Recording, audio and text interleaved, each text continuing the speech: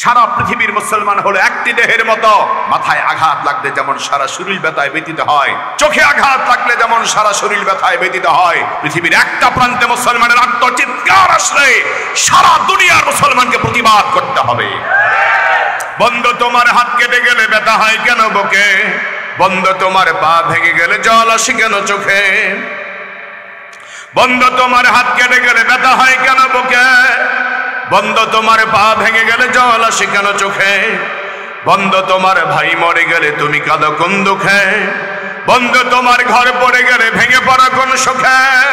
বলবে আমায় পাগল, তুমি কি বোঝো না সহজ কথা? যে কোনো অঙ্গে আঘাত লাগে যে সারা দেহে করে ব্যথা, শিরায় শিরায় রক্ত ধারায় মিশে যায় যন্ত্রণা। প্রকৃতির এই শাশ্বত বিধান তুমি কেন বুঝলে না? ওগো বন্ধু আমার, আসল কথাটা তাহলে এবার শোনো। সারা দুনিয়ায় মুসলমানের ভেদাভেদ নাই কোনো।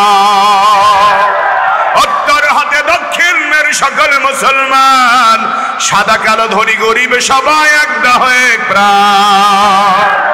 তবে ফিলিস্তিনে ভেসে যায় কত মুসলমানের খুন, তবুও তোমার রক্তে এখনো জ্বলে না কেন আগুন? বন্ধু, জ্বলে না কেন আগুন? বন্ধু, জ্বলে না কেন আগুন? বন্ধু, জ্বলে না কেন আগুন? এই জন্য আমাদেরকে তৈরি থাকতে হবে আগামী দিনের জন্য, ঠিক কিনা? ইমাম মাহদী আলাইহিস সালাম আসবেন কবে সেটা আমরা জানি না, তবে নিয়ত যদি থাকে ইসলামের জন্য, দ্বীনের জন্য লড়াই করার, জিহাদ করার সুযোগটা আমরা যদি পেতে পারি, তাহলে আমাদের কি লাভ হবে? নবীজি বলেন, মান তালাবা শাহাদাতান ফি সাবিলিল্লাহ আতাহুল্লাহু লাহু ওয়া ইন মাতা আলা ফিরাশি। যারা আল্লাহর পথে শহীদ হওয়ার নিয়ত করবে, জীবনে যুদ্ধের ময়দানে যেতে পারে নাই, বিছানাতে পড়ে মারা গেছে, আল্লাহ তাকে কিয়ামতের ময়দানে শহীদদের কাতারে দাঁড় করায়া দিবে। এজন্য শহীদ হওয়ার নিয়ত আছে না নেই? মনে হয় যেন আমাদের মরতে হবে না। কথা বলেন, মরতে হবে কি হবে না? তাহলে আমাদের জীবন আল্লাহর জন্য দিতে রাজি আছে না নাই? নারায়ে তাকবীর। আল্লাহ, তুমি আমাদেরকে ঈমানের জন্য, ইসলামের জন্য তৈরি থাকার তৌফিক দান করো। বেশি বেশি আল্লাহর কাছে দোয়া করবেন, রব্বুল আলামিন যেন ইসলাম এবং মুসলমানদের বিজয় দান করেন। জালেম ইহুদিদেরকে আল্লাহ যেন ধ্বংস করেন, এবং ইসরায়েলি যত পণ্য আছে সব পণ্যের বিরুদ্ধে আমাদের আহ্বান চলছে। সব পণ্যকে বয়কট করতে হবে আজীবনের জন্য। জোরে বলুন, ঠিক কিনা? আল্লাহ আমাদের সবাইকে বোঝার তৌফিক দান করুন। পবিত্র কোরআন এবং সুন্নাহর আলোকে কিছু কথা আমরা বলবো ইনশাআল্লাহ। কোরআনে কারীম সবচেয়ে শ্রেষ্ঠ কালাম। এই কোরআনকে পৃথিবীতে সবচেয়ে শ্রেষ্ঠ সম্মানিত করে পাঠিয়ে দিয়েছেন কে? আল্লাহ রাব্বুল আলামিন বলেন, ও পৃথিবীর মানুষেরা, ও পৃথিবীর ঈমানদারেরা, তোমাদের হেদায়েতের জন্য, কল্যাণের জন্য আমি আল্লাহ তাআলা 30 পারা কোরআন জমিনে পাঠিয়ে দিলাম। এই কোরআনকে এমন সম্মান মর্যাদা দিয়ে আমি আল্লাহ জমিনে নাজিল করলাম, কোরআনের মতো এত সম্মান মর্যাদা আমি আল্লাহ জমিনে আর কাউকে দেই নাই, আর কোন আসমানি কিতাবকে দেই নাই। জোরে কোন সুবহানাল্লাহ। এই কোরআনে কারীমকে আল্লাহ তাআলা তো সহজ করে দিয়েছেন ঈমানদারের জন্য। দুনিয়াতে হিন্দু ধর্মের লোকের অভাব নাই, বৌদ্ধ ধর্মের লোকের অভাব নাই,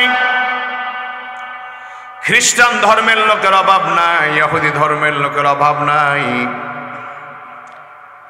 কিন্তু আলহামদুলিল্লাহ কোরআনের যত হাফেজ সারা দুনিয়ায় পাওয়া যায়, তার এক ভাগও অন্য কোন ধর্মের কিতাবের হাফেজ পাওয়া যায় না, ঠিক কিনা?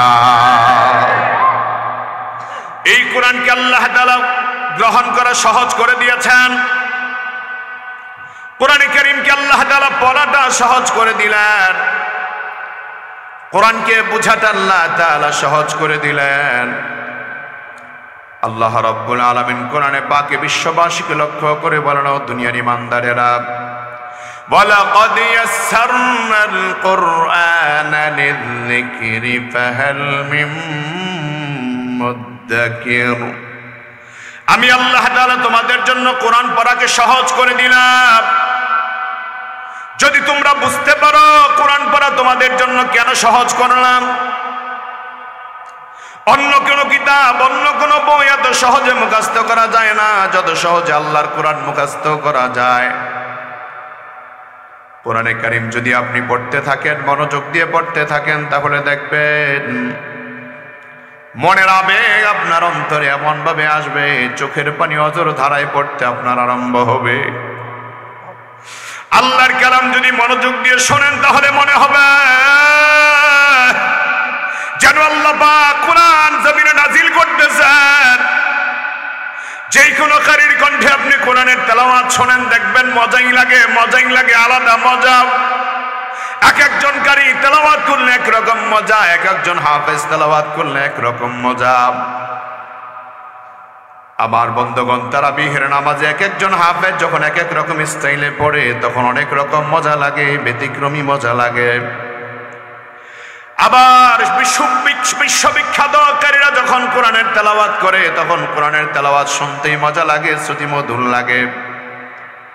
কারণ আল্লাহ বলেছেন, বান্দারে কোরআন আমি আল্লাহ তোমাদের জন্য পাঠিয়ে দিলাম, তোমাদের জন্য কোরআন পড়াটা সহজ করে দিলাম।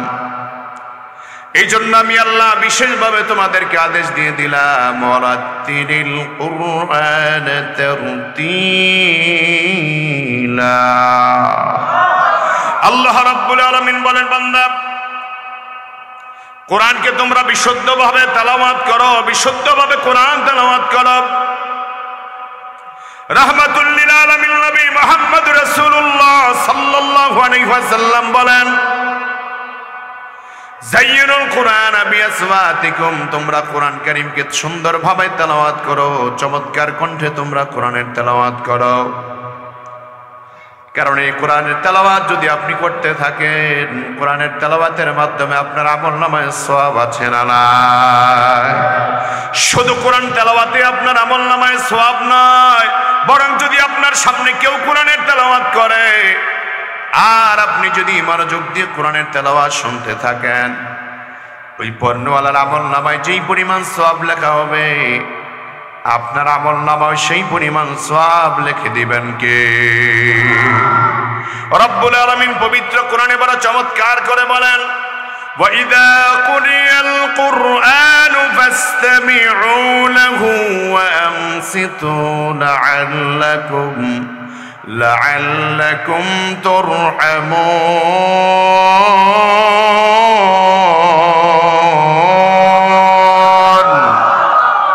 আল্লাহ রাব্বুল আলামিন বলেন, তোমাদের সামনে যখন কোরআন তেলাওয়াত করা হয়, তখন মনোযোগ দিয়ে কোরআন তোমরা শোনো এবং তোমরা চুপ থাকবা। যত বেশি মনোযোগ দিয়ে কোরআন তোমরা শুনবা, যত বেশি মনোযোগ দিয়ে কোরআন তোমরা শুনবা, আমি আল্লাহ তত বেশি পরিমাণ তোমাদের উপর রহমত পাঠিয়ে দিব। জোরে বলুন সুবহানাল্লাহ। আমার বন্ধুগণ, কোরআনে কারীম নাজিল করে দিয়েছেন কে? আস্তে বলবেন না, জোরে আওয়াজ করে বলুন কে? এই কোরআন হেফাজত করবেন কে? এই দুনিয়ায় কোরআনের যত দুশমন থাকুক না কেন, আল্লাহর কোরআন কোনোদিন ব্যান করতে পারবে না, বাতিল করতে পারবে না। কারণ কোরআন যদি কেউ বাতিল করার চেষ্টা চালায়, ষড়যন্ত্র চালায়, আল্লাহ ফেরাউনের মতো, নমরুদের মতো ওই জালেমদেরকে ধ্বংস করে দিবেন, ঠিক কিনা? তবে আমার প্রিয় বন্ধুগণ, দুঃখজনক খবর হলো আমাদের জন্য, এই বাংলাদেশ মুসলমানের দেশ, হাফিজ হুজুর রহমাতুল্লাহ আলাইহির দেশ বাংলাদেশ, ফিরজু হুজুর রহমাতুল্লাহ আলাইহির দেশ বাংলাদেশ, শামসুল হক ফরিদপুরি রহমাতুল্লাহ আলাইহির দেশ বাংলাদেশ, আল্লামা আজিজুল হক রহমাতুল্লাহ আলাইহির দেশ বাংলাদেশ, মুফতি ফজলুল করিম ফজলুল হক আমিনী রহমাতুল্লাহ আলাইহির দেশ বাংলাদেশ, খতিব আল্লামা ওবায়দুল হকের দেশ বাংলাদেশ। শুধু তাই নয়, চরমনার সৈয়দ ফজলুল করিম রহমাতুল্লাহ আলাইহির দেশ বাংলাদেশ, উজানির কা ইব্রাহিম রহমাতুল্লাহ আলাইহির দেশ বাংলাদেশ। আমার এই বাংলার জমিনে সূর্য উঠে ফজরের আযান শোনে, সূর্য ডুবে মাগরিবের আযান শোনে। যতকাল বাংলার জমিনে সূর্য উদিত হবে, ততকাল বেঈমানরা যতই চেষ্টা চালাক না কেন, আমার বাংলার জমিন থেকে কোরআন বিদায় করার পরিকল্পনা কোনোদিন সফল হতে দিব না, দিব না, দিব না, দিব না।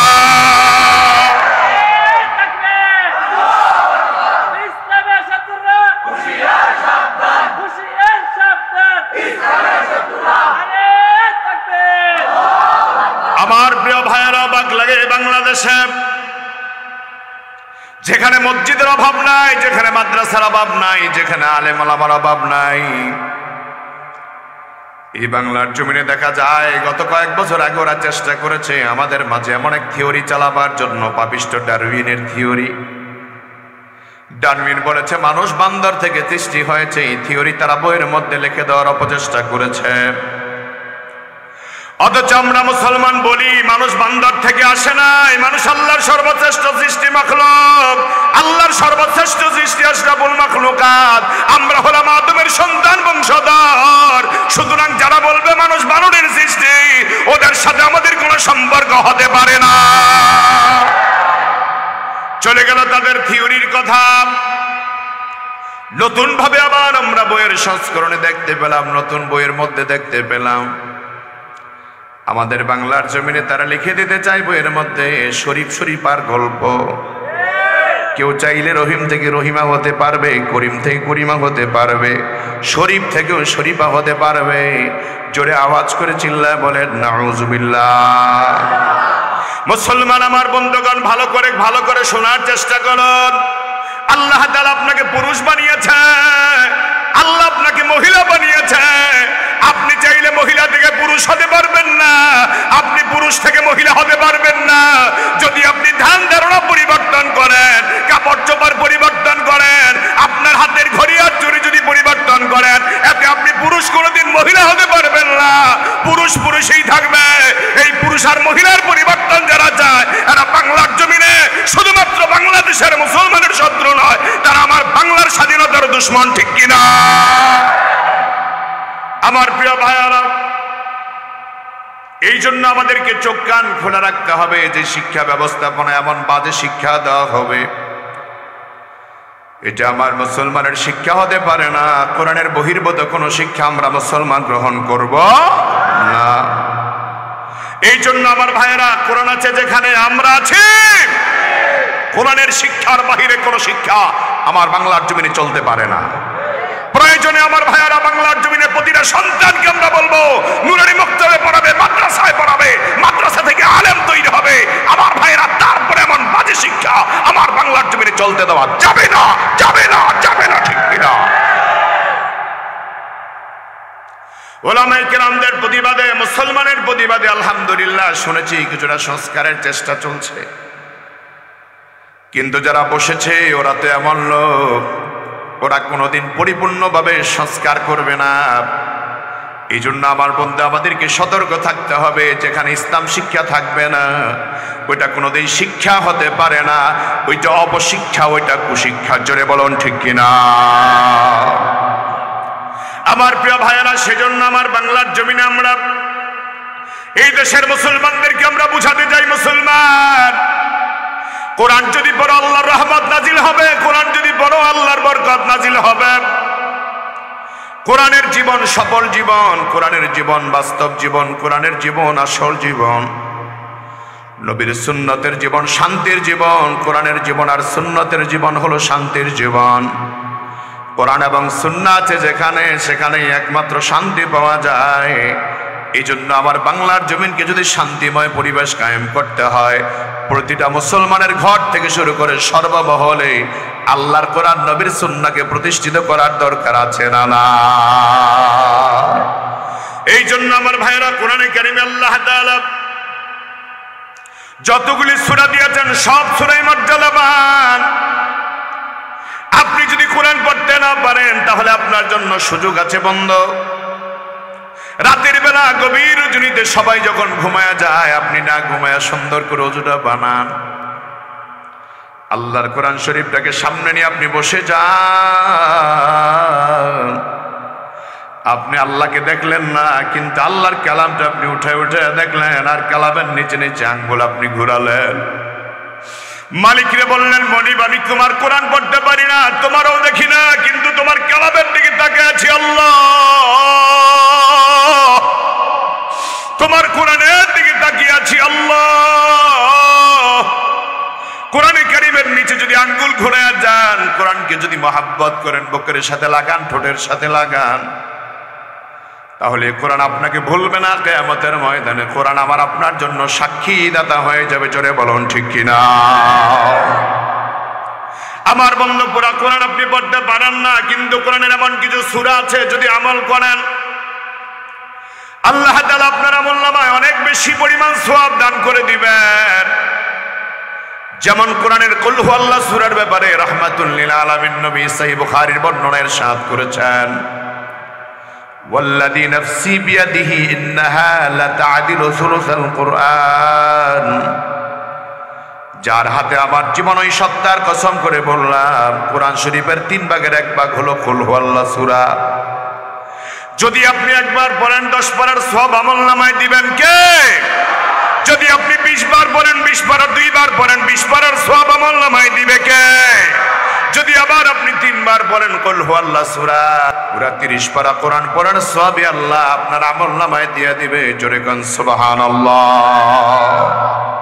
আল্লাহ রাব্বুল আলামিন আকাশ জমিন সৃষ্টি করার আগে 2000 বছর আগে 2000 বছর আগে সমস্ত ফেরেশতাদেরকে নিয়ে আল্লাহ একটা সুন্দর মজলিস কায়েম করলেন। রব্বুল আলামিন যখন ফেরেশতাদেরকে নিয়ে চমৎকার মজলিস কায়েম করলেন, ওই সুন্দর মজলিসের ভিতরে আল্লাহ তাআলা ফেরেশতাদের সামনে ফেরেশতাদেরকে 2টি সূরা তেলাওয়াত শোনালেন। দুনিয়ার সাধারণ কারীদের কণ্ঠে তেলাওয়াত শুনলে আমরা অবাক হয়ে যাই, আর যেই কালাম আল্লাহ পাঠিয়েছেন ওই মালিকের কালাম কত সুন্দর হবে, ওই মালিকের কণ্ঠ কত সুন্দর হবে, ওই মালিকের আওয়াজ কত সুন্দর হবে। আল্লাহু আকবার। ওই মালিক কিয়ামতের ময়দানে জান্নাতের ভিতরে জান্নাতীদেরকে কোরআনের তেলাওয়াত করে আল্লাহ শোনাবেন। সে জান্নাতের তেলাওয়াতের মজলিসে আমরাও থাকতে চাই কি চাই না? সেই জান্নাতের তেলাওয়াতের মজলিসে আল্লাহ তাআলা তেলাওয়াত করে জান্নাতীদেরকে শোনাবেন। রব্বুল আলামিন দুনিয়া আখিরাত দুনিয়াকে সৃষ্টি করার 2000 বছর আগে আল্লাহ তাআলা ফেরেশতাদের মজলিসে ফেরেশতাদেরকে 2টি গান শোনালেন, 2টি সূরার তেলাওয়াত শোনালেন। একটি সূরা হলো সূরা ইয়াসিন, আরেকটি হলো সূরা তাহা। এই 2টি সূরার তেলাওয়াত শোনাবার পরে ফেরেশতারা অবাক হয়ে আল্লাহকে প্রশ্ন করে বললেন, আল্লাহ আপনার কালামের এত সূরা থাকার পরে আপনি আমাদেরকে 2টি সূরার তেলাওয়াত কেন শোনালেন? রব্বুল আলামিন বলেন, আমি আল্লাহ এই 2টা সূরাকে বড় পছন্দ করি, বড় বেশি পরিমাণ ভালোবাসি। দুনিয়ার জমিনে যেই নবীকে আমি সবচেয়ে বেশি ভালোবাসবো ওই নবীকে আমি আল্লাহ 2টি সূরা দান করব। আর ওই নবীর উম্মত যারা হবে তারা হবে সবচেয়ে পৃথিবীর সবচেয়ে বড় ভাগ্যবান উম্মত। জোরে কোন সুবহানাল্লাহ। আলহামদুলিল্লাহ। সূরা ইয়াসিন আমরা পেলাম, সূরা তাহা আমরা পেলাম। সূরা ইয়াসিনকে বলা হয় কলবুল কোরআন, কোরআনের কলব। যদি একবার সূরা ইয়াসিন আপনি তেলাওয়াত করেন আপনার আমলনামায় 10 খতম কোরআনের সওয়াব লিখে দিবেন কে?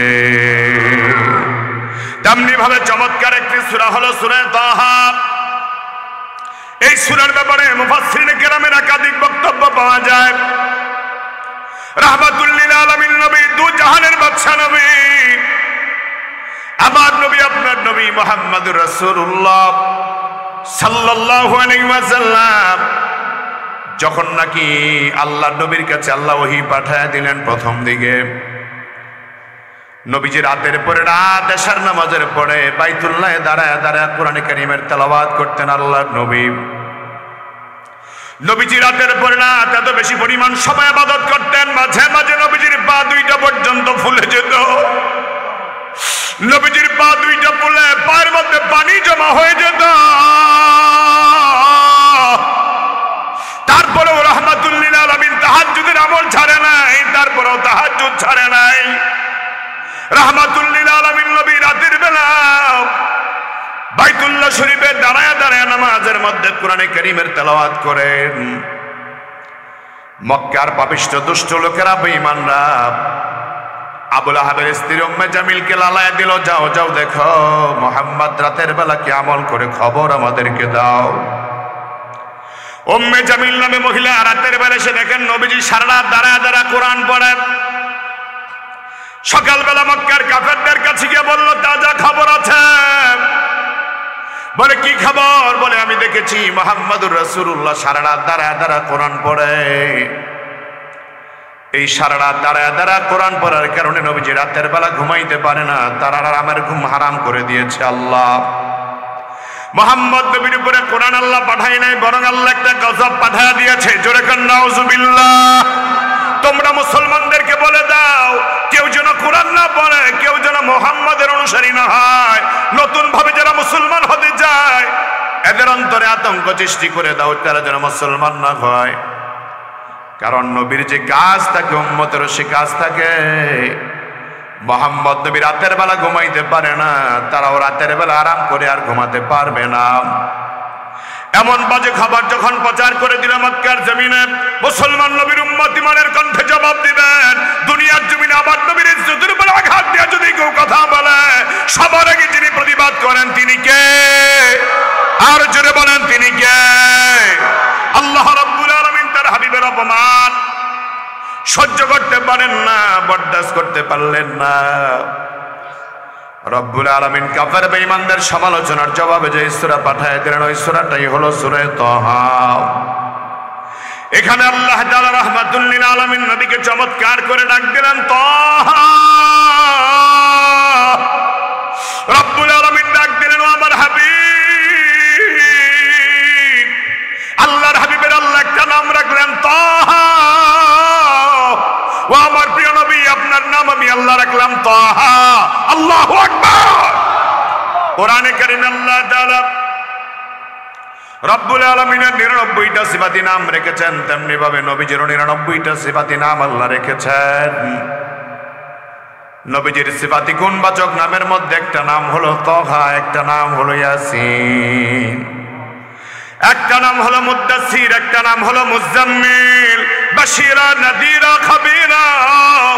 এইভাবে আল্লাহ তাআলা রাহমাতুল লিল আলামিন নবীর নাম রেখেছেন। নবীজিকে আল্লাহ ডেকে বলেন তাহা। ও আমার প্রিয় নবী মুহাম্মদ সাল্লাল্লাহু আলাইহি ওয়াসাল্লাম, মা আনজালনা আলাইকাল কুরআনা লিতাশকা। আপনার জন্য আমি আল্লাহ কোরআনের জন্য নাজিল করি নাই। আপনি নবী রাহমাতুল লিল আলামিন সারা রাত দাঁড়ায় দাঁড়ায় কষ্ট করবেন, এই জন্য আমি আল্লাহ কোরআন দেই নাই, এই জন্য আমি আল্লাহ কোরআন দেই নাই, এই জন্য আমি আল্লাহ কোরআন দেই নাই। বরং আপনি নবী রাতের বেলা দাঁড়ায় দাঁড়ায় কষ্ট করেন, দাঁড়ায় দাঁড়ায় নামাজ পড়েন, দাঁড়ায় দাঁড়ায় তাহাজ্জুদের নামাজ আপনি আদায় করেন, এটা আপনার উম্মতের ফায়দা। ومن الليل فتهجد به نافلة لك عسى أن يبعثك ربك مقاما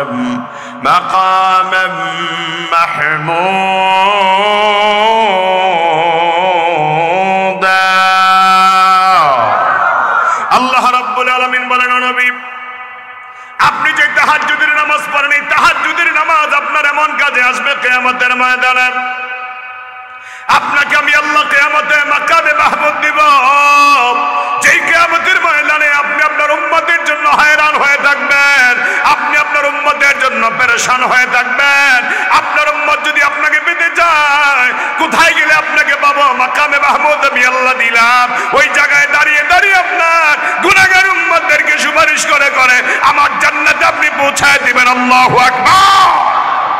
রাহমাতুল লিল আলামিন নবীকে আল্লাহ তাআলা মাকামে মাহমুদ দিবেন, এটা তাহাজ্জুদের নামাজের আমলের বিনিময়। এই জন্য আমরা যারা ইমানদার নবীর উম্মত আছি, আমাদেরকেও তাহাজ্জুদের নামাজ পড়ার দরকার আছে না নাই?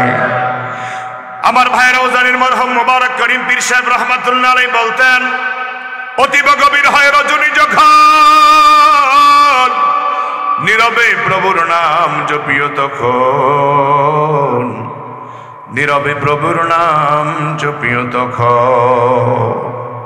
আমার ভাইয়েরা, দুনিয়ার কেউ দেখে না, কেউ জানে না, কেউ শুনে না। রাতের বেলা যদি আপনি সেজদা দেন আল্লাহর কদমে, আল্লাহ বলে, বান্দারে তুমি যখন আমার সেজদা দাও, আমি আল্লাহ তাআলা তোমার ফিরিয়ে দেই না, আমার কুদরতি কদমটা তোর কপালের নিচে ঠেকায়া দেয়। আল্লাহু আকবার। তুমি যখন আমার কদমে সেজদা দাও, আমি আল্লাহ তাআলা আমার কুদরতি কদমটা তোমার কপালের নিচে ঠেকায়া দেই, আর বলি, বান্দা খালি জায়গায় সেজদা দাও না, তুমি আমার কুদরতি কদমে সেজদা দিতেছ, তুমি আমার কুদরতি কদমে সেজদা দিচ্ছ। জীবনের গুনাহের কথা স্মরণ করে গভীর রজনীতে যদি আল্লাহর বান্দা উঠা 2 রাকাত নামাজ আদায় করে চোখের পানিগুলি যদি ছেড়ে দেয়, আল্লাহ আমি বড় গুনাহগার, আমি বড় গুনাহগার, আমি বড় গুনাহগার, 2 ফোঁটা চোখের পানি যদি ছেড়ে দেয়, নাকের ডগায় আসার আগে আগে আল্লাহ ডাক দিয়ে বলে, বান্দারে আর কাঁদিস না, তুই আমার কদমে আর কাঁদিস না, আমার সামনে আর কাঁদিস না। আল্লাহ তারা নিজের কুদরতি হাতটা বাড়ায়া দেন, আর নিজের কুদরতি হাতটা বাড়ায়া 2 চোখের পানি মুছে দিয়ে বলে, বান্দারে যা, জীবনের গুনার জন্য চোখের পানি ছেড়েছো, আমি আল্লাহ তোমারে মাফ করে দিলাম। এই জন্য যদি আল্লাহ ওয়ালা হতে হয় তাহাজ্জুদের দরকার আছে না নাই? আসতে বলবেন না, জোরে বলেন আছে না নাই? এখন আমাদের দেশে একদল মারবাদি পাওয়া যায়, লাল সালে কাপড় মাথায় বাঁধে, হাতে বাঁধে, পায়ে বাঁধে, কোমরে গামছা বাইধে মাজারে মাজারে ঘুরে, কিন্তু 5 ওয়াক্ত নামাজের 1 ওয়াক্ত নামাজও হাজিরা দেয় না, ঠিক কিনা? মুসলমান ইমানদার অনেকে আমাদেরকে বলে কওমি উলামায়ে কেরাম মাজারের বিরুদ্ধে। না না, কেন আমরা মাজারের বিরুদ্ধে হব? মাজার একটা সুন্দর শব্দ, এসমে জরফের সিগা। মাজার হলো জিয়ারতের স্থান। আপনি যাবেন কবরের পাশে, মাজারের পাশে, কোন আল্লাহওয়ালার মাজার যদি আপনি পান, জিয়ারত করবেন, তাতে কোনো অসুবিধা নাই, কিন্তু সেজদা দিলে ঈমান থাকবে। আল্লাহর ওলি আপনারা যদি নামাজ শিখে দিয়ে থাকেন, আপনি নামাজ কেন পড়েন না? আপনি কেন মারেফাতি দাবি করেন? মারেফাতি দাবি করে নামাজ পড়ে না এমন লোক বাংলাদেশে আছে না নাই? কথা বলেন আছে না নাই? মারেফাতি দাবি করে আবার স্লোগান দিয়ে বলে, পানির নিচে ধরলে বাতি, যেই বাতি আর নিবে না। খাজা বাবার মুড়ি ধরে নামাজ রোজা লাগে না, লাগে না রে, লাগে না। জোরে কর নাউজুবিল্লাহ। খাজার মুড়ি ধরে নামাজ রোজা লাগে না। খাজা মাইনুদ্দিন চিশতি আজমিরি রাহমাতুল্লাহ আলাইহির উপরে সরাসরি একটি বাজে মন্তব্য, তোহমত দিয়ে যাচ্ছে। এরা খাজার ভক্ত নয়, এরা শয়তানের ভক্ত। জোরে বলুন ঠিক কিনা? এই জন্য যদি জান্নাত পেতে হয়, আল্লাহর মারিফাত হাসিল করতে হয়, নামাজের দরকার আছে না নাই? 5 ওয়াক্তই পড়ে না, তাহাজ্জুদ পড়বে কখন? ফজরের নামাজে হাজিরা নাই, ও তাহাজ্জুদ পড়বে কখন? জোহরের নামাজে, আসরের নামাজে, মাগরিবের নামাজে হাজিরা নাই, সে তাহাজ্জুদ পড়বে কখন? আমার বন্ধুগণের জন্য সামনে আসতেছে পবিত্র মাহে রমজান। দেখবেন কত মানুষ এখন থেকে সার্টিফিকেট নিয়ে নিয়ে ঘুরে, ডাক্তারের প্রেসক্রিপশন নিয়ে নিয়ে ঘুরবে, দেখাবে আমার ডায়াবেটিস, আমার আলসার, আমার ক্যান্সার, আমার যক্ষা, আমার এটা, আমার সেটা। আগের থেকে মানুষকে জানান দিচ্ছে, আমি রোজাটা রাখতে পারতাম না, নিয়ত আগের থেকে ঠিক নাই। কথা বলেন না কেন? আমার মুসলমান নবীর উম্মতেরা বলতেছিলাম, রাহমাতুল লিল আলামিন নবী, সেই নবী রাতের বেলা যখন নামাজ আদায় করেন, আল্লাহ ডাক দিয়ে বলেন, হে নবী, মা আনজালনা আলাইকাল কুরআনা লিতাশকা, সারা রাত আপনি দাঁড়ায় দাঁড়ায় নামাজ পড়বেন, এজন্য আমি আল্লাহ আপনাকে কোরআন দেই নাই। সারা রাত দাঁড়ায় দাঁড়ায় আপনি নবী আপনার পা মোবারক ফুলে ফেলবেন, এজন্য আপনাকে আমি আল্লাহ কোরআন দেই নাই। তাহলে প্রশ্ন হতে পারে, কোরআন আল্লাহ কেন দিলেন? আল্লাহ আবার জবাব দিয়ে বলেন, ইল্লা তাযকিরাতান লিমান ইয়াখশা। যাদের অন্তরে আমার ভয় আছে, তারা কোরআনের কাছে আসবে, কোরআনকে মানবে, কোরআনকে বুকে লাগাবে, কোরআনকে গলার মালা বানাবে। আর যাদের অন্তরে আমার ভয় নাই, তারা কোরআন মানবে না, কোরআনের বিরুদ্ধে বাজে মন্তব্য করবে, কোরআনের শিক্ষাকে ভুলণ্ঠিত করার জন্য, কোরআনের শিক্ষাকে বাদ দেওয়ার জন্য তারা চেষ্টা চালাবে, অপচেষ্টা চালাবে, ঠিক কিনা? মুসলমান নবীর উম্মতেরা মনোযোগ দিয়ে শুনবেন, যাদের অন্তরে আল্লাহর ভয় আছে তারা কোরআন মানবে, তারা কোরআন মানবে। আমার বন্ধুগণ, অবাক লাগে, দুনিয়াতে হিন্দু বলেন, বৌদ্ধ বলেন, খ্রিস্টান বলেন, অনেক অমুসলিম দুনিয়াতে এখনো আছে, যাদের অন্তরে কোরআনের প্রতি শ্রদ্ধা ভালোবাসা আছে না নাই? জোরে বলেন আছে না নাই? ওরা কোরআন শরীফকে এখনো শ্রদ্ধা করে। ভাই গিরিশচন্দ্র সেন কোরআনের অনুবাদ করেছে। আমার ভাইয়েরা, পৃথিবীতে এখনো অসংখ্য বেঈমান, অসংখ্য অমুসলিম, তারা কোরআনের পক্ষে গান গাচ্ছে। জোরে বলেন ঠিক কিনা?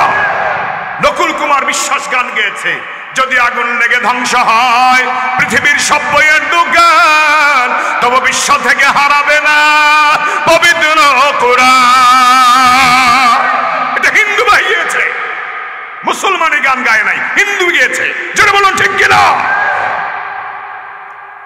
আমার ভাইয়েরা, কোরআন তারাই মানবে যাদের মধ্যে আল্লাহর ভয় আছে। যাদের মধ্যে আল্লাহর ভয় নাই তারা কোরআন মানবে না, কোরআন মানবে না।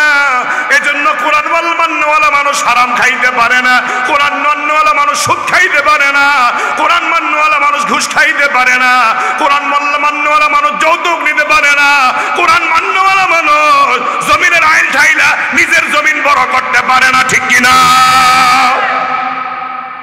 মুসলমান নবীর উম্মত, ভালো করে শুনুন। আমাদের দেশে একদল মানুষ এখন এমন ভাবে উঠে আসছে বন্ধু, যাদেরকে আমি বলি ঘুমটাওয়ালা শায়েক। এমন ঘুমটাওয়ালা কিছু শায়েক আমার বাংলাদেশে আছে না নেই? যারা ফিলিস্তিনের পক্ষে কথা বলে না, বরং ইসরায়েলের ইহুদিদের পক্ষে কথা বলে। যদি বলো ঠিক কিনা? যারা ফিলিস্তিনের মুসলমানদের পক্ষে কথা বলে না, যারা ইসরায়েলের ইহুদিদের পক্ষে কথা বলে, ঘুমটাওয়ালা শায়েক। বড় বড় ঘুমটা দিয়ে কথা বলে মিডিয়ার সামনে, টিভির সামনে। বড় দুঃখ পেয়েছি, কষ্ট পেয়েছি। গত কয়েকদিন আগে লাইলাতুল বারাত গিয়েছে, এক বড় শায়েক মন্তব্য করেছে। আপনারা বলতে পারেন হুজুর এসব বিষয়ে বলে লাভ হবে কি? আবার ভাইরা, দুঃখটা শেয়ার করি আপনাদের সাথে।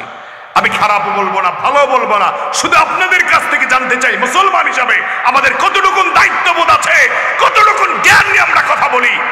লাইলাতুল বারাতে ফজিলতের হাদিসগুলো অস্বীকার করার কোনো সুযোগ নাই। তারপরও ঘুমটাওয়ালা এক শায়েক বলেছে লাইলাতুল বারাতে মসজিদে ইবাদত করার চাইতে ব্যবসাখানায় যাওয়া নাকি অনেক ভালো। কথা কি শুনতেছেন আপনারা? আমার কথা বুঝতেছেন আপনারা?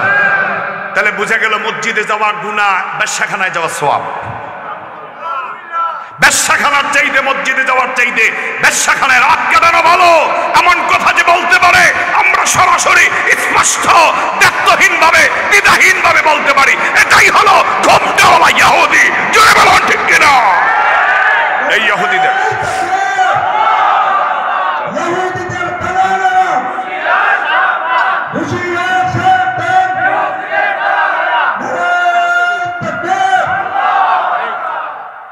অবাক লাগে, কষ্ট পেয়েছি। আচ্ছা, মসজিদ ভালো না বাজার ভালো? আপনাকে আমার কথা বুঝতেছেন? জবাব দিবেন, মসজিদ ভালো না বাজার ভালো? মসজিদের কোনো তুলনা কোনো কিছুর সাথে হয়? মসজিদ কার ঘর? এই জন্য আমি আপনাদেরকে ইতিহাস স্মরণ করা দিতে চাই। বীর সুলতান সালাউদ্দিন আইয়ুবী যখন নাকি 1100 শতাব্দীতে আল্লাহর পবিত্র ঘর মসজিদ আকসাকে বিজয় করেছিলেন, বিজয় করার পরে 3000 আলেমকে তিনি ফাঁসির কাস্টে ঝুলিয়েছিলেন। কয় হাজার?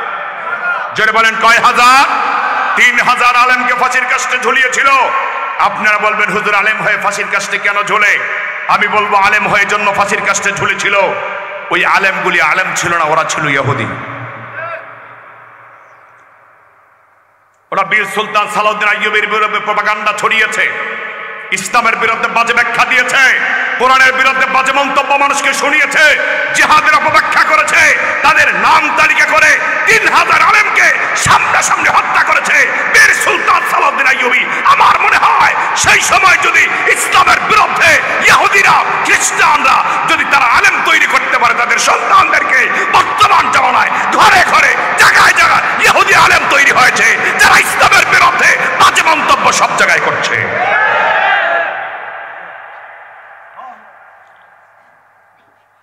আবার ভাইয়েরা, কষ্ট লাগে আমাদের আলেম আলেমে যখন নাকি ঝগড়া দেখি, কষ্ট লাগে। জোরে বলেন ঠিক কিনা?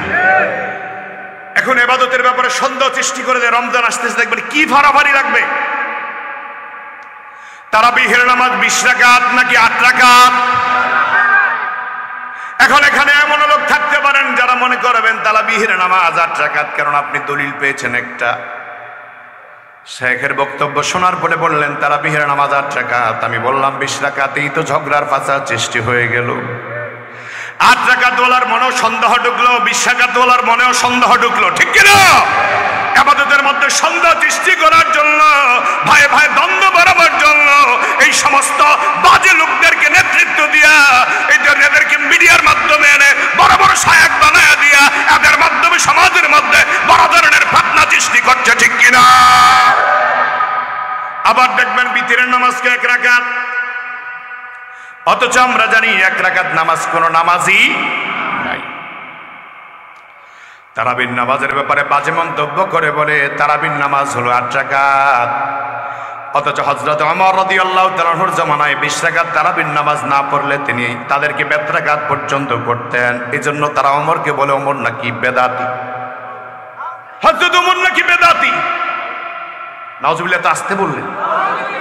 আমি মৌলিক কিছু কথা শোনাচ্ছি, আপনারা বিরক্ত হচ্ছেন না তো? মনোযোগ দিয়ে কথাগুলি শুনবেন। হযরত ওমর কি বেদাতি নাকি? হযরত ওমর যদি বেদাতি হয় তাহলে দাঁতওয়ালা কারা? তাহলে দাঁতওয়ালা কারা? হযরত ওমর রাদিয়াল্লাহু তাআলা আনহু, যাকে রাহমাতুল লিল আলামিন নবী বলেছেন, লাউ কানা বাদি নবিয়্যুন লাকানা ওমর, আমার পরে যদি আল্লাহ কাউকে নবী বানাতেন হযরত ওমরকে আল্লাহ সম্মান দিতেন, ঠিক কি না? হযরত ওমরের মেজাজ ছিল মেজাজে ওয়াহিম। হযরত ওমর তো এমন এক ওমর যে ওমর রাদিয়াল্লাহু তাআলা খোলা তরবারি হাতে নিয়ে রাসূলুল্লাহর গর্দান কাটার জন্য চলে যায়। গর্দান কাটার জন্য যখন চলে যায় তখন প্রতিমধ্যে একজন সাহাবীর সাথে দেখা। সাহাবী কয়, কোথায় যে ওমর? কয়, যাই গর্দান কাটতে। কার? তো মুহাম্মদের। কারে বেটা, মুহাম্মদ নবীর কল্লা পড়ে কার? তাকে তোমার বোন এবং বোনের জামের খবর না, ওরা তো কালিমা পড়ে মুসলমান হয়ে গেছে। সুবহানাল্লাহ। বোনের বাড়ি থেকে দেখলেন বোন এবং ভগ্নিপতি দরজা বন্ধ করে কোরআন পড়তেছে। আল্লাহু আকবার। কানের মধ্যে গুনগুন করে আওয়াজ চলে আসলো। হযরত ওমর রাদিয়াল্লাহু তাআলা আনহু জবাব পেয়ে গেলেন। আওয়াজটা পাওয়ার পরে অবাক হয়ে গেলেন। আওয়াজটা পাওয়ার পরে আর দেরি করলেন না, দরজা ভেঙে লাথি দিয়ে দরজার ভিতরে ঢুকে পড়লেন। আর বোনকে সরাসরি প্রশ্ন করলেন, বোন রে, খবর পেলাম তোরা নাকি মুসলমান হয়ে গেলা। হযরত ওমর রাদিয়াল্লাহু তাআলা বোন বলে, হ্যাঁ আমরা মুসলমান হয়ে গেছি। এমনি ধরে ইচ্ছে মতো মারধর করলেন বোনকে, ভগ্নিপতিকেও মারধর করলেন। একটু পরে সামান্য হুঁশ জ্ঞান ফিরে আসার পর ওমরের মাথায় চিন্তা চলে আসে, আমি আমার বোনকে মারলাম, আমার ভগ্নিপতিকে মারলাম, তারা তো কোনো অন্যায় করে নাই। হঠাৎ করে আওয়াজ দেয়া কই, বোন রে, তোমাদের ঘরের দরজার সামনে দাঁড়ায় আমি একটা আওয়াজ শুনেছিলাম। ওই গুনগুন আওয়াজটা শোনার পর আমার দিলের মধ্যে একটা বাড়ি খেয়েছে, ধাক্কা লেগেছে। কে এমন গুনগুন আওয়াজে তোমাদেরকে কোরআন শোনাচ্ছে? আমার কি পারবি কোরআন শোনাতে? হযরত ওমরের বোন ডাক দেয়া কয়, ভাই রে, আল্লাহ মনে হয় তোমার দিকে রহমতের নজরে তাকাইছে। আমার আল্লাহ মনে হয় তোমার দিকে রহমতের নজরে তাকিয়েছে। কেন রহমতের নজরে তাকাবে না কেন? রাহমাতুল লিল আলামিন নবী হযরত আমির হামজা রাদিয়াল্লাহু তাআলার ঘরে বসা 40 জন সাহাবী নিয়ে নবী দোয়া করতেছে, আল্লাহ হয়তো ওমর বিন হিশাম রে মুসলমান বানায় দাও, আর না হয় ওমর বিন খাত্তাব রে মুসলমান বানায় দাও। রাহমাতুল লিল আলামিন নবীর দোয়া কবুল হয়ে গেল ওমর বিন খাত্তাবের জন্য। বোনকে বলে, বোন রে, কি পড়েছিল আমার একটু শোনাও। হযরত ওমরকে শোনানোর জন্য হযরতে খাব্বাবকে ডাকলেন। ভিতর থেকে হযরতে খাব্বাব রাদিয়াল্লাহু তাআলা বের হয়ে আসলেন। আর যেই কালামের তেলাওয়াত করতেছিলেন, ওই সূরার তেলাওয়াত করতেছিলেন, ওই সূরাটাও ছিল তদানীন্তন সময়ে সূরা তাহা। জোরে কান আল্লাহু আকবার। এই সূরা তাহা শোনার পরে ওমরের ভিতরে এমন পরিবর্তন শুরু হয়ে যায়, যেই মাত্র আয়াত তেলাওয়াত করলেন, ইন্নানি আনাল্লাহ, ইন্নানি আনাল্লাহ, আমি আল্লাহ, আমি আল্লাহ, আমি আল্লাহ। আল্লাহর পরিচয়টা পাওয়ার পরে আমার গায়ে এক হাত বাবরে আর তেলাওয়াতের দরকার নাই, তেলাওয়াত বন্ধ করে দাও, আমার নিয়ে চলো বিশ্ব নবীর দরবারে, আমি এখনই হাতে হাত রেখে কালিমা পড়ে মুসলমান হয়ে যাব। হযরত ওমরকে পবিত্র করালেন, সুন্দর করে পরিপাটি হয়ে নবীজির দরবারে চলে গেলেন। রাহমাতুল লিল আলামিন নবীর দরজায় গিয়ে আওয়াজ দিলেন। আর হযরত ওমর দরজা দাঁড়িয়ে আছেন, এখনো তরবারি খাপে ঢুকান নাই, তরবারি এখনো খোলা। হযরত আমির হামজা রাদিয়াল্লাহু তাআলা বলেন, নবীজি দরজা আমি খোলার আগে তাকে দেখি কে এসেছেন। হযরত আমির হামজা তাকিয়ে দেখে হযরত ওমরকে দেখা যায়। নবীকে বলেন, নবীজি আমার শরীরে রক্তবিন্দু থাকা অবস্থায় আমি ওমরকে ভিতরে ঢুকতে দিব না। নবী আমার বলে, চাচা ভয় পাবেন না, আমার জান দুনিয়ার কেউ নিতে পারবে না, আমার জানের মালিক একমাত্র কে? আল্লাহু ইয়াসিমুকা মিনান নাস। ও নবী, আপনি চিন্তা করবেন না, আপনাকে মানুষের হাত থেকে আমি বাঁচিয়ে দিব। আপনার জানের নিরাপত্তা আমি আল্লাহ দিলাম, আমি আল্লাহ দিলাম, আমি আল্লাহ দিলাম। এই কথা বলার পরে নবীজি বললেন দরজা খুলে দেন, ওমরকে ভিতরে আসতে দেন। যেই মাত্র দরজা খুলে দিলেন, দরজাটা খুলে দেওয়ার পরে হযরত ওমর রাদিয়াল্লাহু তাআলা আনহু এক নাগারে রাহমাতুল লিল আলামিন নবীর চেহারার দিকে তাকায় আছে। নবীজির চেহারার দিকে তাকায়া হযরত ওমর মন্তব্য করে বলে, জীবনে যত চেহারা দেখলাম এত মায়াবী এত সুন্দর চেহারা আমার জীবনে আমি আর কোনোদিন দেখি নাই। নবীর কেমনে মারবো, বড় সম্ভব না। নবীর কেমনে মারবো, নবীর মারা সম্ভব না। নবীজির কাছে গিয়ে বলেন, নবী গো, আমাকে আপনি কালিমা বলাবেন, আমারই আপনি মুসলমান বলাবেন। নবী আমার বলে, ওমর রে, আমি তো তোর জন্য অপেক্ষা করতেছি, তুমি কখন আসবে কালিমা পড়বে। হযরত ওমরকে নবীজি কালিমা পড়ালেন, মুসলমান বানায় দিলেন। আর হযরত ওমর কালিমা পড়ার পরে বলেন, নবীজি ইসলাম তো সত্য ধর্ম। নবী বলেন, হ্যাঁ। তাহলে নবীজি আপনি আমার হুকুম করেন, আমার তরবারি আপনার পায়ের কাছে রাখলাম। এতদিন পর্যন্ত এই তরবারি কাফেরদের পক্ষে চলেছে, এখন এই তরবারি চলবে কাফেরদের বিরুদ্ধে, ইসলামের পক্ষে। আল্লাহু আকবার। নবীজি বলেন, ওমর, আমার জীবনের যতবার আমি চেষ্টা করেছি বাইতুল্লাহ গিয়ে নামাজ পড়তে পারলাম না। বেঈমানরা আমার ইট ফাটকেল মেলে তাড়িয়ে দেয়, বেঈমানরা আমার উপর ওটার নারী বুড়িগুলি চাপিয়ে দিত। আমি বাইতুল্লাহ গিয়ে জামাতে নামাজ পড়তে পারি নাই রে ওমর। তুমি কি আমার নিয়ে যেতে পারবা বাইতুল্লাহর সামনে? আমার মালিক আল্লাহর কদমে আমি সিজদা দিব, আমার মালিক আল্লাহর কদমে আমি আমার সাহাবায়ে কেরামদেরকে নিয়ে নামাজ আদায় করব। হযরত ওমর বলেন, নবী চিন্তার কোনো দরকার নাই, চলেন চলেন, আপনি চলেন, কোনো অসুবিধা নাই।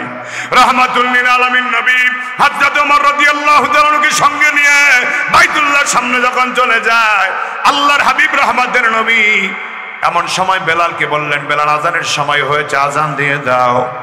আজানের সময় যখন আজান দেওয়া শুরু হয়ে গেল, এমন সময় মক্কার কাফের বেঈমানরা চতুর্পাশ থেকে ইট ফাটকেল নিয়ে আসতেছে নবীজিকে মারার জন্য, আহত করার জন্য। এমন সময় রাহমাতুল লিল আলামিনের সাহাবী হযরত ওমর ডাক দিয়ে বলে, বেঈমানরা, যদি আমার সামনে আমার নবীর গায়ে একটা পাথর মারো, আমি আমার তোদের একজনকেও ছাড়বো না, কল্লাটা আলাদা করে দিব, তোমাদের মাকে এতিম বানায় দিব, বাবাকে এতিম বানায় দিব, সন্তানগুলিকে এতিম বানায় দিব, স্ত্রীদেরকে বিধবা বানায় দিব। আল্লাহু আকবার। হযরত ওমর রাদিয়াল্লাহু তাআলার সামনে কোন বেঈমান আর কথা বলতে পারল না। নবীজি নামাজ আদায় করলেন, ওমরের জন্য দোয়া করলেন। সেদিন নবীজি হযরত ওমরকে ফারুক আযম উপহার দিলেন। চিল্লা বলেন আল্লাহু আকবার। হযরত ওমর তেমন সাহাবী হলেন, এমন সাহাবী হলেন, এত সম্মানিত, এত মর্যাদাবান হলেন। হযরত ওমর রাদিয়াল্লাহু তাআলা আনহুর মেজাজটা ছিল মেজাজ ওয়াহী। হযরত ওমর 25 জায়গায় সিদ্ধান্ত দিয়েছে, আর এই 25টা সিদ্ধান্ত আল্লাহ তাআলা পছন্দ করেছেন। হযরত ওমরের 25টা সিদ্ধান্তের উপর আল্লাহ কোরআনের আয়াত নাজিল করে দিয়েছেন। শুধু তাই নয়, হযরত ওমর এমন একজন সাহাবী, মদিনার মিম্বারে দাঁড়িয়ে খুতবা দিতেছেন, হঠাৎ করে খুতবার মাঝখানে বললেন, ইয়া সারিয়া আল জাবাল, আল জাবাল, আল জাবাল। 3 বার বললেন, সারিয়া পাহাড়, পাহাড়, পাহাড়। সাহাবায়ে কেরাম অবাক হয়ে গেলেন, আমিরুল মুমিনিন কি পাগল হয়ে গেলেন নাকি?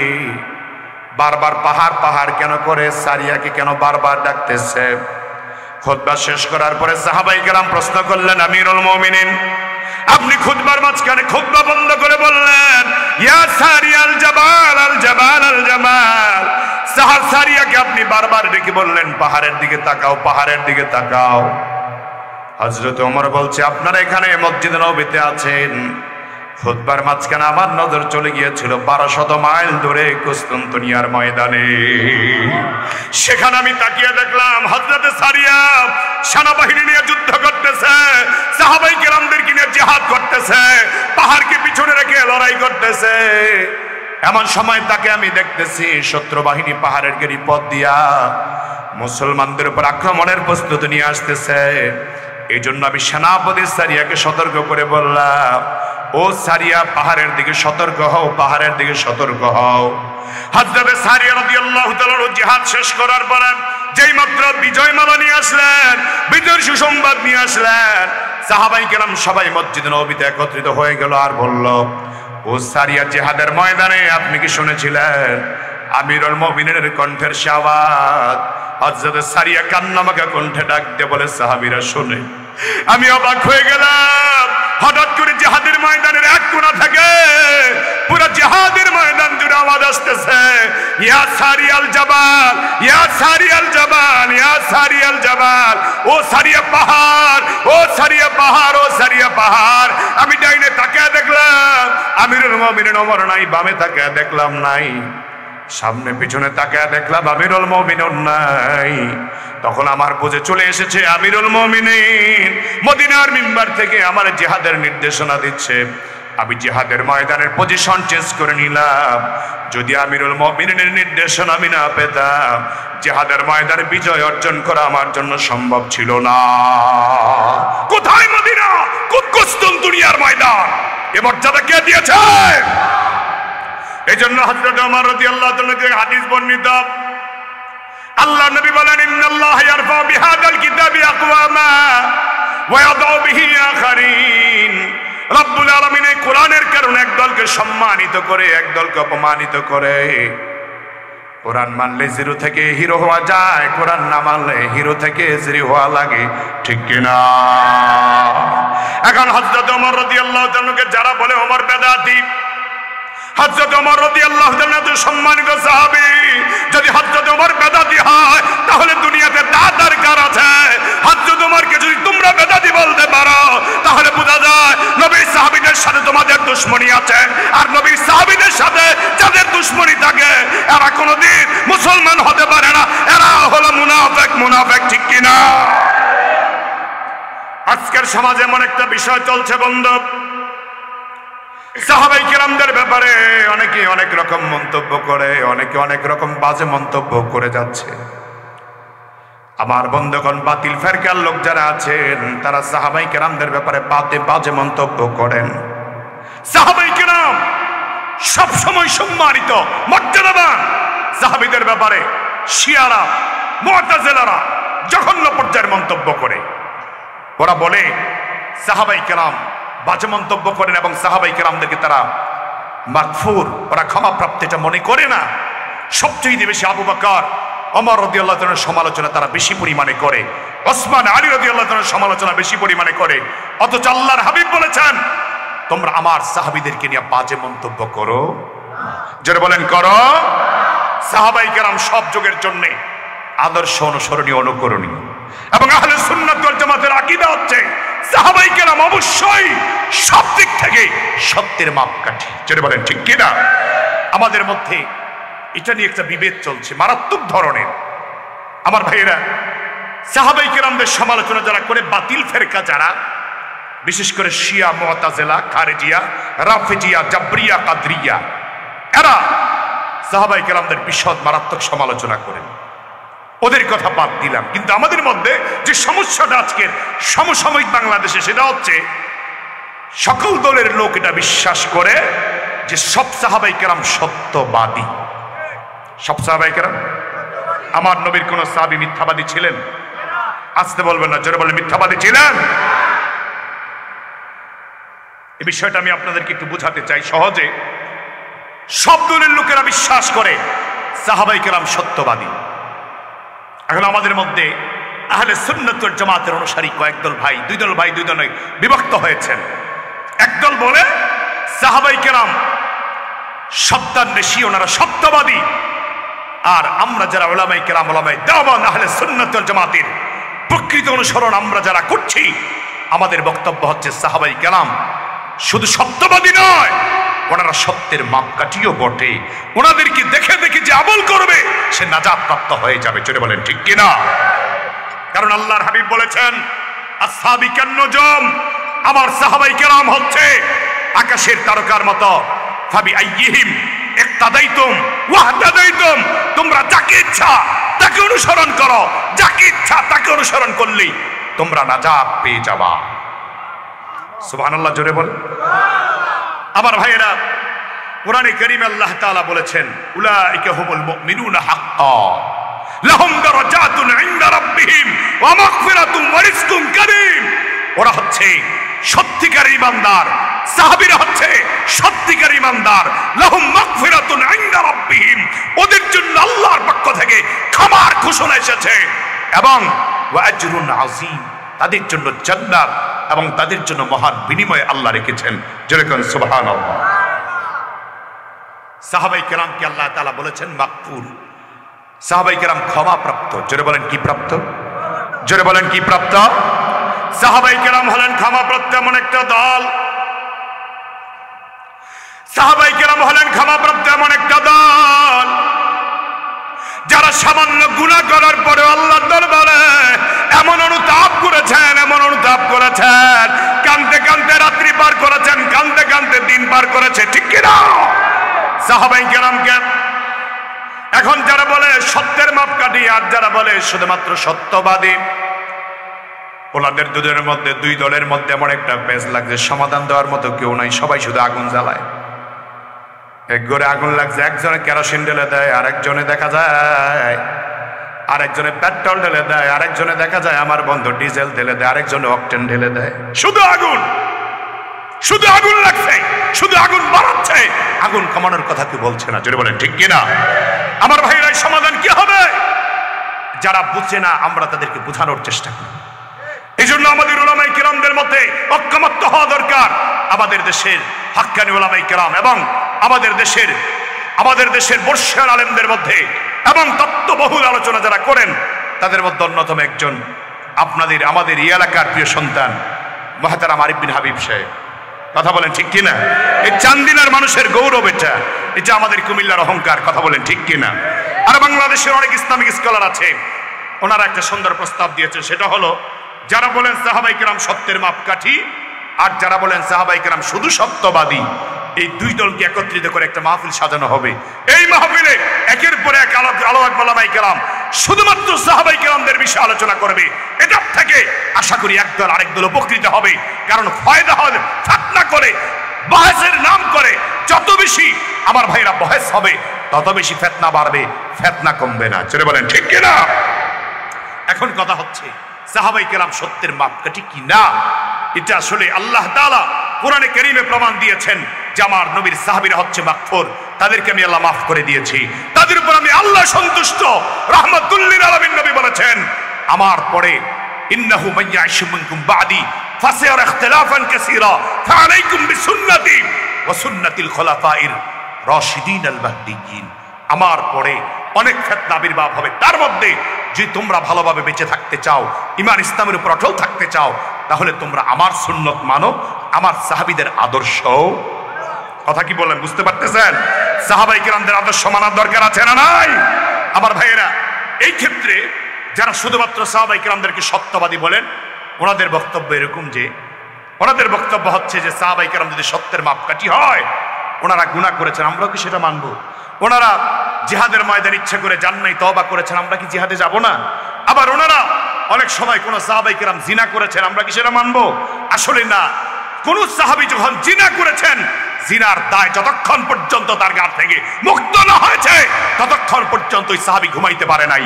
যেই সাহাবী নামাজ ছেড়েছেন, যতক্ষণ পর্যন্ত আল্লাহর পক্ষ থেকে সুসংবাদ না আসছে ততক্ষণ পর্যন্ত সাহাবী ঘুমাইতে পারে নাই।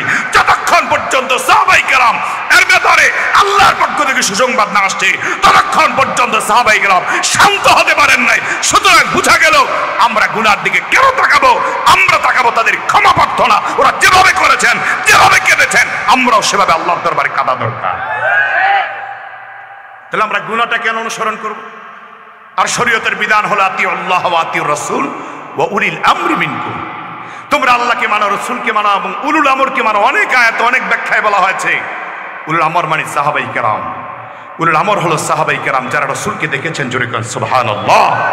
এই জন্য আমার ভাইয়েরা, ফিতনা না করে, দ্বন্দ্ব না করে, একটা সমাজের মানুষকে বিভ্রান্ত না ছড়িয়ে আমাদের মধ্যে এমন কাদা ছোড়াছড়ি হচ্ছে, ফেসবুক খুললে আজকে উমুক মালন এটা বলছে, আরেক মালন এটা বলছে, এই নিয়ে সারা দেশ দ্বন্দ্ব। জোরে বলুন ঠিক কিনা? আমার ভাইয়েরা, আমার বন্ধুরা, রিক্সাওয়ালাকে মারলে, একজন রিক্সাওয়ালাকে অন্য কেউ মারলে আরেকজন রিক্সাওয়ালা আন্দোলন শুরু করে দেয়। একজন শ্রমিককে কেউ মারলে দেশের সব শ্রমিকরা আন্দোলন শুরু করে দেয়। আমার দেশে আলেম ওলামাদের উপর নির্যাতন করা হয়, ও সমস্ত আলেমরা একমত পরমেশে আমরা তাদের মুক্তি দাবি করতে পারি না। জোরে বলো ঠিক কিনা? এটা আমাদের বড় আফসোস। আল্লাহ যেন আলেমদেরকে হেদায়েত দান করেন, সব আলেমদেরকে ঐক্যবদ্ধ হয়ে দিনের কাজ করার তৌফিক দান করেন। তাহলে আমার ভাইয়েরা সমাধান কি? তাহলে সমাধান হলো, যারা বলেন সাহাবায়ে কেরাম সত্যের মাপকাঠি, এটা আহলে সুন্নাত ওয়াল জামাতের মূল আকীদা এবং এটাই বিশ্বাস। আর যারা বলেন শুধু সত্যবাদী, আমরা বলবো আপনারা আরেকটু আপডেট হন, আরেকটু গবেষণা করুন, আরেকটু নিজের সঙ্গত বিষয়গুলি মিলান, আপনারাও খুঁজে পাবেন সাহাবায়ে কেরাম সত্যের মাপকাঠি। জোরে বলেন ঠিক কিনা? আল্লাহর হাবিবের সাহাবায়ে কেরাম এমন ভাবে আল্লাহর হাবিবকে মেনেছেন, এমন ভয় আল্লাহ করেছেন। হযরত ওমর রাদিয়াল্লাহু তাআলার ব্যাপারে পাওয়া যায়, আমিরুল মুমিনিন হলেন, সারা পৃথিবীর জমিন শাসন করেছেন, অর্ধ জগৎ তিনি শাসন করেছেন। কিন্তু হযরত ওমর এত বেশি পরিমাণ আল্লাহকে ভয় করেছেন, এত বেশি পরিমাণ আল্লাহর ভয়ে তিনি কেঁদেছেন। হযরত ওমর কাঁদতে কাঁদতে চোখের কোণার মধ্যে দাগ পড়ে যায়। মন্ত্রী পরিষদ বর্গের সভাসদ সদস্যরা হযরত ওমরকে পরামর্শ দিয়ে বলেন, আমিরুল মুমিনিন, আপনি একজন ডাক্তার দেখান, আপনি সার্জারি করুন, আপনার চোখ দেখতে ভালো দেখা যায় না। হযরত ওমর মন্ত্রী পরিষদ বর্গের সভা সদস্যদেরকে ডাক দিয়ে বলেন, আমার আপনজনেরা তোমরা শোনো, আমি ওমর ছিলাম একজন রাখাল, আমি এমন একজন রাখাল ছিলাম, আমি ওমর এত লম্বা ছিলাম, আমি ওমর প্রচন্ড গরমের ভিতরে রোদের তাপ যেন না লাগে ওদের পিছনে গিয়ে বসে থাকতাম। আর আমি ওমরের মাথার মধ্যে ওর চেনা দিত, লাদা দিত, আমি অনেক ব্যাপক ওমর ছিলাম। আমি ওমরের কোনো সম্মান ছিল না, কোনো মর্যাদা ছিল না। আল্লাহর হাবিবের অনুসরণ করার কারণে, রাহমাতুল লিল আলামিন নবীকে মানার কারণে আল্লাহ তাআলা আমাকে এত সম্মান দিয়েছেন, এত মর্যাদা আল্লাহ দিয়েছেন। অর্ধ জগতের প্রধানমন্ত্রী আল্লাহ আমাকে বানিয়েছেন, এত নেয়ামত দিয়েছেন, ইসলামের মতো মহান নেয়ামত আল্লাহ আমাকে দিয়েছে। আমি আমার মালিক আল্লাহকে চিনতে পেরেছি, এটাই আমার সবচেয়ে বড় নেয়ামত। ওই মালিককে চিনতে পারার পর আমার চোখের মধ্যে এমন বেশি পরিমাণে আল্লাহর ভয় সৃষ্টি হয়েছে, আমি আল্লাহর ভয় এমন কাঁদাকাঁদি, এমন কাঁদাকাঁদি, কিয়ামতে যদি আল্লাহ আমাকে জিজ্ঞেস করে, ওমর রে তোমাকে এত নেয়ামত দিলাম, কোন সে নেয়ামত দিয়ে আমার দরবারে হাজির হয়ে গেলাম, আমি তখন আল্লাহকে ডেকে বলবো, আল্লাহ কোন নেয়ামত নিয়ে আসতে পারি নাই, তোমার কোন শুকরগুজারি আমি করতে পারি নাই। আয় আল্লাহ তাকে দেখো, তোমার ভয় কান্দে কান্দে আমার চোখের কোনায় দাগ ফালাইয়া দিছি। আয় আল্লাহ তোমার ভয় কান্দে কান্দে আমার চোখের কোনায় দাগ ভরে গেছে, যদি আল্লাহ তাআলা কিয়ামতের দিন এটাকে ওসিলা করে আমারে মাফ করে দেয়, আমি আমার ভিন্ন কোনো আমল দেখি না, এই জন্য আমি আল্লাহর দরবারে বেশি বেশি পরিমাণে কান্নাকাটি করি। ও আমার মুসলমান নবীর উম্মতেরা, সাহাবায়ে কেরাম যদি আল্লাহর ভয়ে এত কাঁদেন, তাবিঈনে কেরাম যদি আল্লাহর ভয়ে কাঁদেন, আমাদের জন্য আল্লাহর ভয় অন্তরে জমা করার দরকার আছে না নাই? জীবনে কত নামাজ ছেড়েছি, কত রোজা ছেড়েছি, আল্লাহর বিধানকে কত বেশি পরিমাণে বৃদ্ধাঙ্গুলি দেওয়া লঙ্ঘন করেছি। জীবনে যদি আল্লাহ তাআলা কিয়ামতের দিন জিজ্ঞেস করে, বান্দা এক গ্লাস পানির হিসাব দে, একটা গ্লাস পানির হিসাব দিয়ে জান্নাতে যাওয়া আমার আপনার জন্য সহজ হবে না, বড় কঠিন হয়ে যাবে। এই জন্য যতদিন আল্লাহ হায়াতে বাঁচায়, সামনে পবিত্র মাহে রমজান আসতেছে, রমজানের রোজা আমাদের সামনে। আমার বন্ধুগণ, জীবনে 5 ওয়াক্ত নামাজ প্রতি 24 ঘন্টায় 5 ওয়াক্ত নামাজ আল্লাহ ফরজ করেছেন। বছরের 1 মাস আল্লাহ রমজানের রোজা ফরজ করে দিয়েছেন। হারাম পথে আর যাব না, অন্যায় পথে আর যাব না, মানুষের ক্ষতি আর করব না। যতদিন আল্লাহ হায়াতে বাঁচিয়ে রাখেন 5 ওয়াক্ত নামাজি হয়ে যাব, রমজানের রোজাগুলি রাখবো, কোরআনে কারীমের তেলাওয়াত করব, আলেম ওলামাদের সাথে সুসম্পর্ক রাখবো। যারা যারা রাজি আছেন দুটি হাত আমার আল্লাহর দেখা দেন। আমি আমার আল্লাহর সাথে কথা বলি, হাতগুলো উঠে রাখেন। আমি আমার আল্লাহকে ডাক দিই, আল্লাহ। আমার ভাইয়ের আপনারা বলেন আল্লাহ। এইভাবে না, বক্তা মলিন করে আল্লাহকে ডাক দেয়া বলেন, আল্লাহ। ও আল্লাহ গো, তুমি তাকে দেখো, তোমার কত বান্দারা হাত উঠিয়েছে। জীবনে কত গুনাহ করেছি তার কোনো হিসাব নেই আল্লাহ। জীবনের গুনার জন্য তোমার দরবারে ক্ষমা চাই, মাফ চাই। তুমি দয়া করে মেহেরবানি করে আমাদের জীবনের গুনাহগুলি মাফ করে দাও। আয় আল্লাহ, যতদিন আমাদেরকে হায়াতে বাঁচাও, 5 ওয়াক্ত নামাজ জামাতে পড়ার তৌফিক দিও। রমজানের রোজাগুলি রাখার তৌফিক আমাদেরকে দিও, সন্তানগুলিকে দিন শিখাবার তৌফিক দিও, হালাল পথে চলার তৌফিক আমাদেরকে দান করে দিও। যেদিন আমাদেরকে তুমি ডাক দিবা মাওলা, ঈমানের সাথে নেক আমল নিয়ে যেন যেতে পারি তৌফিক দিও। জোরে বলেন আমিন। আলহামদুলিল্লাহ। আমার ভাইয়ারা, একটা ভাইয়া আর উঠা বসা করবেন না, একটু পরে মোনাজাত হয়ে যাবে। দুদিন ব্যাপী মাহফিলের সর্বশেষ মোনাজাতে আমরা অংশগ্রহণ করতে চাই কি চাই না? এই জন্য আমার ভাইয়েরা যে কথা বলতেছিলাম, সাহাবাই কেরাম আল্লাহর ভয়ে কানতেন। সাহাবাই কেরামদের মর্যাদা সম্মান আল্লাহ তাআলা দিয়েছেন, রাহমাতের নবী দিয়েছেন শুধুমাত্র কোরআনকে মেনে চলার কারণে। আর আবু জাহেল এমন একটা দুষ্ট পাবলিক যার সম্মান দুনিয়াতেও নাই আখেরাতেও নাই। আবু জাহেলকে আল্লাহ এমন অপমানিত করেছেন, দুনিয়াতেও তার কোনো সম্মান নাই, আখেরাতেও তো কোনো সম্মান হবে না। বরং মুসলমান তো দূরের কথা, হিন্দু বৌদ্ধ খ্রিস্টানও কেউ আবু জাহেল নামটা রাখতে চায় না, ঠিক কিনা? শুধুমাত্র একটাই কারণ, ইল্লা তাযকিরাতাল লিমান ইয়াখশা। যাদের অন্তরে আল্লাহর ভয় আছে তারা কোরআনকে মানবে, যাদের অন্তরে আল্লাহর ভয় আছে তারা আল্লাহর ভয়ে নামাজ পড়বে, যাদের অন্তরে আল্লাহর ভয় আছে তারা আল্লাহর ভয়ে সুদ থেকে বাঁচবে, যাদের অন্তরে আল্লাহর ভয় আছে তারা আল্লাহর ভয়ে ঘুষ থেকে বাঁচবে। বিচার করতে গেলে 20,000 টাকার বান্ডিল পে বিচারের রায় পাল্টাবে না। জোরে বলুন ঠিক কিনা? আমার ভাইয়েরা, সেজন্য আমাদের অন্তরটাকে আল্লাহর ভয়ে বিগলিত করে দেই। এই আল্লাহর ভয় আনার জন্যে, আল্লাহর ভয় আসবে যদি কোরআনের শিক্ষা থাকে। জোরে বলুন ঠিক কিনা? আজকে বাংলাদেশের জন্য দুর্ভাগ্য, বাংলাদেশে অনেক বৃদ্ধাশ্রম তৈরি হচ্ছে। বৃদ্ধাশ্রম হবে কেন?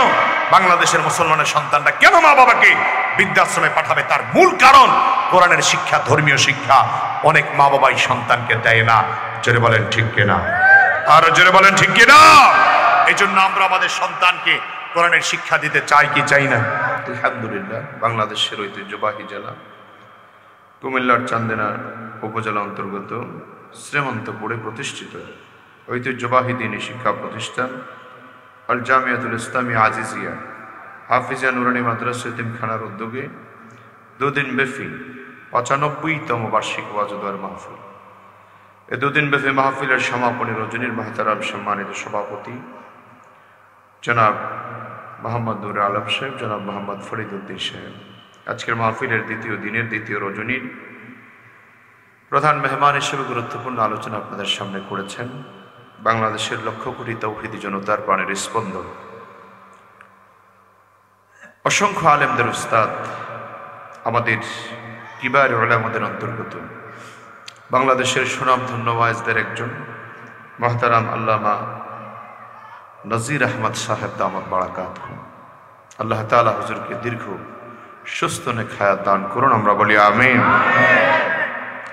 আজকের মাহফিলে আমন্ত্রিত যুগের শ্রেষ্ঠ সন্তান, জাতির রাহবার হযরত উলামায়ে কেরাম, মাদ্রাসা পরিচালনা কমিটির সম্মানিত সদস্যবৃন্দ, মাদ্রাসার সম্মানিত পরিচালক, এলাকার আশপাশ থেকে বিভিন্ন জায়গা থেকে আগত ইসলাম প্রিয়, কোরআন প্রিয়, আল্লাহ প্রেমিক, রসুল প্রেমিক তৌহিদি মুসলমান ভাইয়েরা, সম্মুখপানে সমবেত আমার অত্যন্ত প্রিয় যুবক ও তরুণ বন্ধুরা, পর্দার আড়ালে অবস্থানরতা শ্রদ্ধেয় সম্মানিত মা ও বোনেরা, মহান আল্লাহ সুবহানাহু ওয়া তাআলা শাহী দরবারে আমরা শুকর গুজার করছি যে মহান মনিব অত্যন্ত দয়া করে, মায়া করে, মহব্বত করে, ভালোবেসে হাজারো লাখ মানুষ থেকে যাচাই বাছাই করে দুনিয়ার সকল প্রকার গুনাহের পরিবেশ থেকে মুক্ত রেখে আজকের এই মোবারক মুনাব্বর পরিবেশে বরকতপূর্ণ মজলিসে আসার বসার তৌফিক আমাদেরকে দান করেছেন।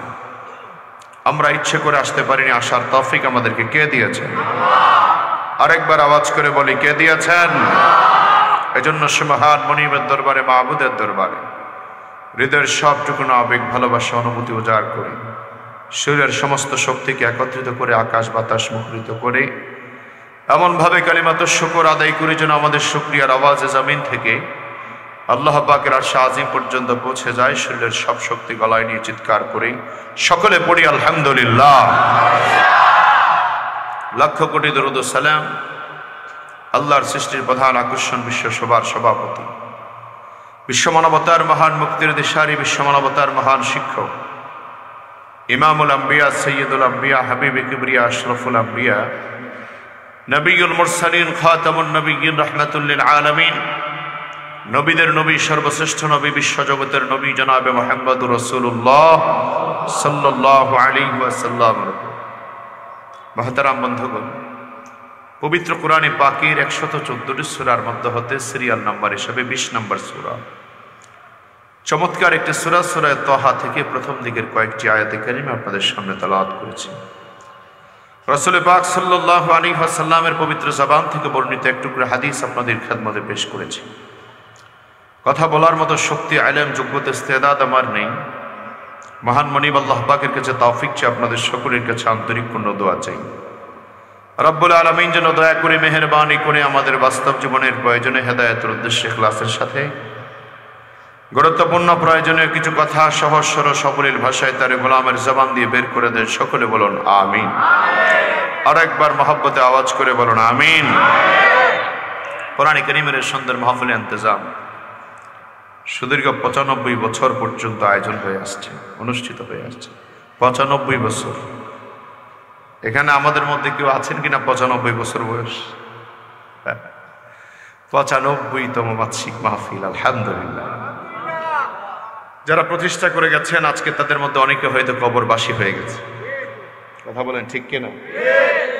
আমরা তাদেরকে স্মরণ করে দোয়া করছি, আল্লাহ যারা এই মাহফিলকে প্রতিষ্ঠিত করে গেছেন, মাদ্রাসা প্রতিষ্ঠা করে গেছেন, মসজিদ প্রতিষ্ঠা করে গেছেন, তুমি আজকের এই মাহফিলের উসিলায় তাদের সবাইকে মাফ করে দাও, কবরগুলিকে জান্নাতের বাগানে পরিণত করে দাও। আমরা যারা আজকের এই মাহফিলে শরীক হলাম, হাজির হলাম, আমাদের সকলকে আল্লাহ তাআলা জান্নাতুল ফেরদাউসের মেহমান হিসেবে কবুল করুন। কোরআনের মাহফিলে আসতে পেরে বসতে পেরে খুশি না বেজার? খুশি হয়ে থাকলে খুশি আওয়াজটা জোরে সরে দিয়ে বলি আল্লাহু আকবার। আমার ভাইরা, মুসলমান জাতির আওয়াজ হবে পৃথিবীর সবচেয়ে শ্রেষ্ঠ আওয়াজ, কারণ আমরা মুসলমান হলাম পৃথিবীর সবচেয়ে সেরা জাতি। আমাদেরকে শ্রেষ্ঠ জাতি, সম্মানী জাতি করে পাঠিয়ে দিয়েছেন কে? আল্লাহ তাআলা বলেছেন কুনতুম খায়রা উম্মাহ। অন্য আয়াতে আল্লাহ বলেছেন ওয়াজআলনাকুম ফিল আরদি খলিফা। তোমাদেরকে আমি আল্লাহ তাআলা জমিনের শ্রেষ্ঠ বান্দা হিসাবে, শ্রেষ্ঠ মাখলুক হিসাবে জমিনে প্রেরণ করেছেন। আল্লাহ তাআলা কত শ্রেষ্ঠ করে পাঠালেন। মুসলমান জাতি এত শ্রেষ্ঠ যে একজন মুসলমান যতদিন দুনিয়ায় আল্লাহকে ডাকবে, ঈমানওয়ালা মুসলমান যতদিন থাকবে, ততদিন আকাশ জমিন ঠিক থাকবে, পৃথিবী ঠিক থাকবে।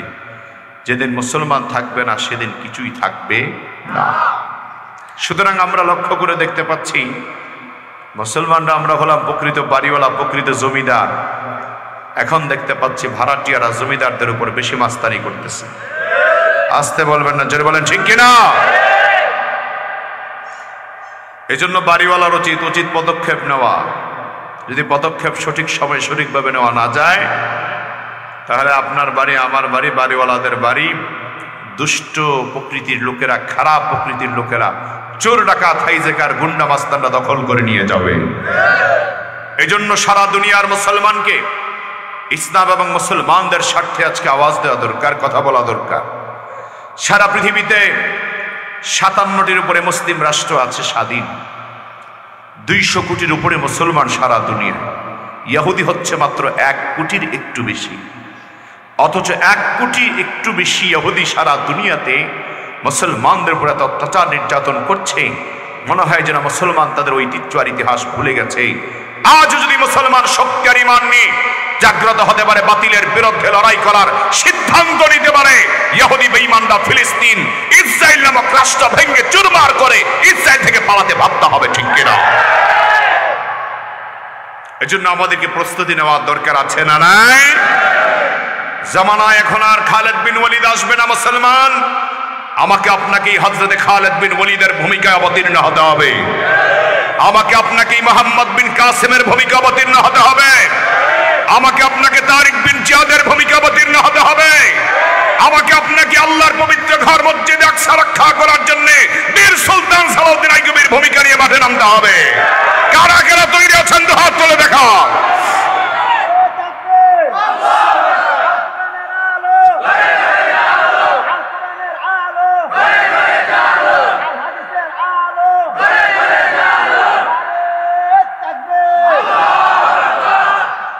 পৃথিবীর মুসলমানদের সাথে মুসলমানের একটা সম্পর্ক আছে না নাই? এই সম্পর্ক সৃষ্টি করে দিয়েছেন কে? ইন্নামাল মুমিনুনা ইখওয়াতুন ফাসলিহু বাইনা আখওয়াইকুম। পৃথিবীর সব মুসলমান হলো ভাই ভাই। রাসূল বলেছেন, আল মুমিনুনা কারাজুলিন ওয়াহিদিন ইনিশতাকা আইনুহু ইশতাকা কুল্লুহু ওয়া ইনিশতাকা রাসুহু ইশতাকা কুল্লুহু। এই মাদ্রাসা আল্লাহর কোরআনের ঘর। দীর্ঘদিন পর্যন্ত আলহামদুলিল্লাহ এই শ্রীমন্তপুর মাদ্রাসা আপনাদের এলাকায় প্রতিষ্ঠিত আছে। আপনাদের অনেক সন্তানরা মাদ্রাসায় পড়ে। মাদ্রাসার বর্তমান মুহতামিম সাহেব হুজুর আসেনি, হুজুর অসুস্থ, আসতে পারে নাই। আমরা দোয়া করি আল্লাহ তাআলা মহতারাম আলহাজ মাওলানা আব্দুল কুদ্দুস সাহেবকে দীর্ঘ সুস্থ নেক হায়াত দান করুক, বলো না আমিন। আপনাদের খেদমতে একটু সময় কি আমাকে আর দিতে রাজি আছেন? হ্যাঁ বন্ধুরা, দিতে রাজি আছেন? আপনাদের খেদমতে আমি আরজ করব, এই মাদ্রাসাটা কোরআনের ঘর, কোরআনের মাদ্রাসা। যদি পারেন মনোযোগ